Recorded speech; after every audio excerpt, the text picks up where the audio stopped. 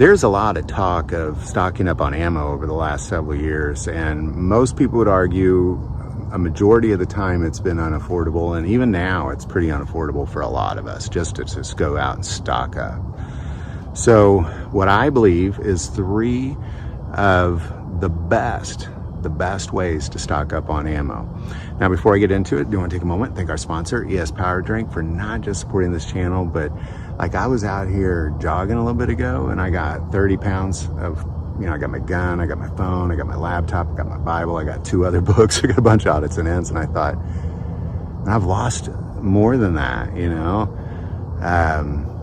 because of the capsaicins and being able to put down Trinidad scorpion peppers without just shredding my mouth and stomach. So I just got to give them a big shout out while I'm out here. That link is below.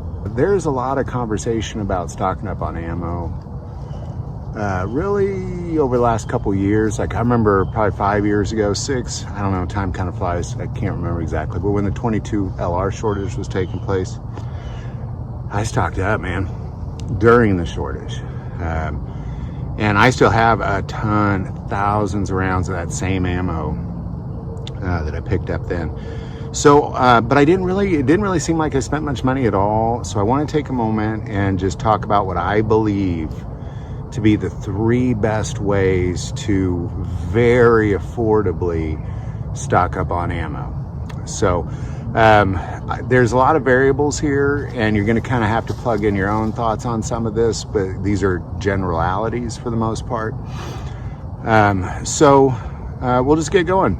The first way is do it slowly, like do it over time. Like you don't have to go in and buy 10,000 rounds of ammo. You could go in and buy a box of 50, and then later on buy another box of 50, and just over time it piles up, because during the 22 LR shortage, nobody was letting you buy more than 2 boxes during that time. If you remember, if you went in anywhere, at least that I was aware of, and you wanted to buy some 22 LR, you were limited to 2 boxes, because what people were doing was they were going to places like Bass Pro and just grabbing it all, and then, price gouging and selling it at the gun shows. So, the number one way is just do it slowly. Just pick it up piece by piece. You start off with 50 rounds, and then the next time you buy 50, you got 100 rounds, and you got 150. Like it adds up pretty quick.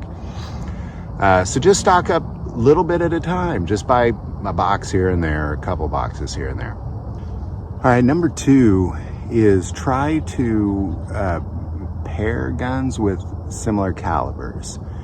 Kind of what I mean by that is if you have a 9mm handgun, consider getting a 9mm rifle.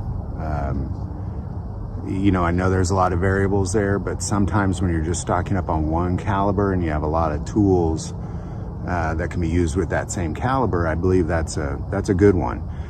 And a lot of people have done this, and a lot of gun manufacturers have realized people are doing this as well and kind of catered to that. So, I know, for example, like, I'm going to be doing some deer hunting. I would not do that with 9mm. I know you could, but I would not.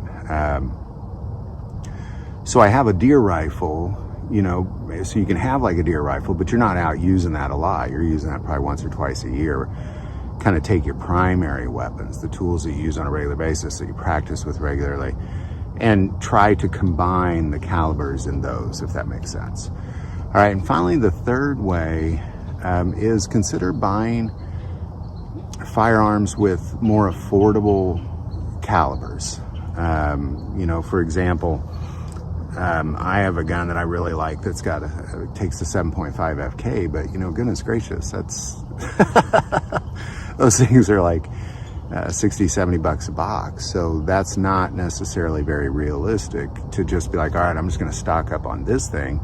It's okay to have ammo for that, of course, but really the guns, as you purchase guns, you take into consideration how much the ammo is. So for example, if you're picking between a 9 and a 40, just pick the 9. If you really don't have a valuable reason for the 40, or if you're just kind of down to those 2, just pick the affordable caliber if you are focused on stocking up on ammo. So there you go. There's what I believe to be the 3 best ways.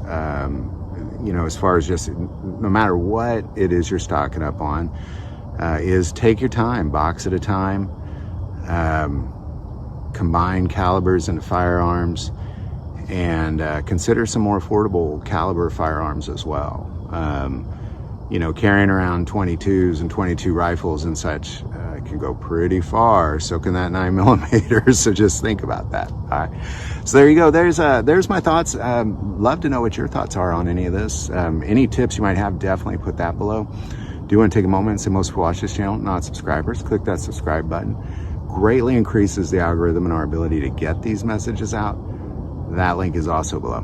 But the most important part of this channel is we take prayer requests. So please don't ever hesitate to send that in. Thank you for watching this episode of God, Family, and Guns. And as always, love God, love your family, and love guns.